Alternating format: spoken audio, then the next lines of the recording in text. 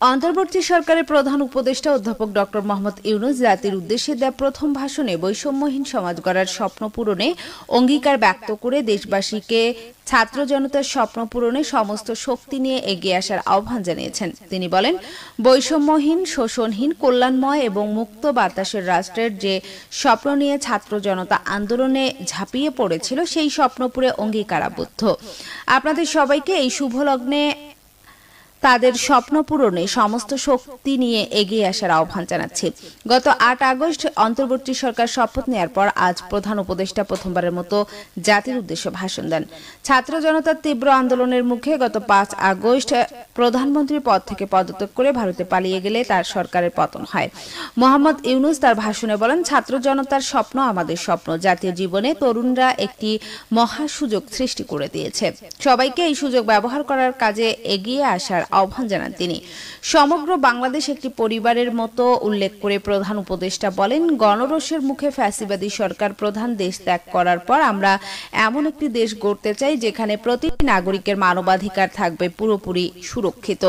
আমাদের লক্ষ্য একটাই, উদার, গণতান্ত্রিক, বৈষম্যহীন, অসাম্প্রদায়িক বাংলাদেশ। আমরা এক পরিবার, আমাদের এক লক্ষ্য উল্লেখ করে তিনি বলেন, কোনো ভেদাভেদ যেন আমাদের স্বপ্নকে ব্যাহত করতে না পারে সেজন্য আমরা প্রতিজ্ঞাবদ্ধ। প্রধান উপদেষ্টা জুলাই আগস্ট মাসে ফ্যাসিবাদের বিরুদ্ধে ছাত্র জনতার অভ্যুত্থানে নিহত সকল শহীদদের প্রতি শ্রদ্ধা নিবেদন করে তাদের আত্মার মাগফিরাত কামনা করেন। শান্তিতে নোবেল বিজয়ী অধ্যাপক ইউনূস বলেন, বর্তমান সরকারের দায়িত্ব গ্রহণ করার মাত্র ২ সপ্তাহ শেষ হলো। আমরা অনুধাবন করছি যে আমাদের কাছে আপনাদের প্রত্যাশা অনেক। এ প্রত্যাশা পূরণে সরকার বদ্ধপরিকর। শুধু বলবো, আপনাদের একটু ধৈর্য ধরতে হবে। সরকারের সামনে পর্বতসম চ্যালেঞ্জ রয়েছে উল্লেখ করে প্রধান উপদেষ্টা বলেন, দীর্ঘদিনের গণতন্ত্রহীনতা, ১৫ বছরের ফ্যাসিবাদী শাসন ব্যবস্থা প্রায় প্রতিটি ক্ষেত্রে আমাদের জন্য পর্বতসম চ্যালেঞ্জ রেখে গেছে, কিন্তু এই চ্যালেঞ্জ গ্রহণে আমরা প্রস্তুত। তিনি এ সকল চ্যালেঞ্জ মোকাবেলায় দেশবাসীর প্রতি সহযোগিতা কামনা করেন।